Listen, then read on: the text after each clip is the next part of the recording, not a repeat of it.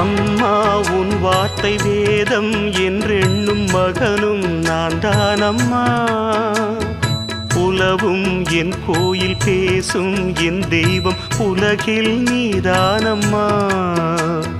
தாயே உன் கண்ணில் துளி நீர் கண்டாலும் இதயம் தாங்காதம்மா.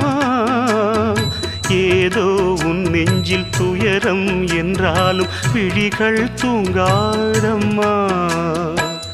வண்ணமுகம் வாடி நிற்க பார்த்ததில்லை நானும் என்னாலும்.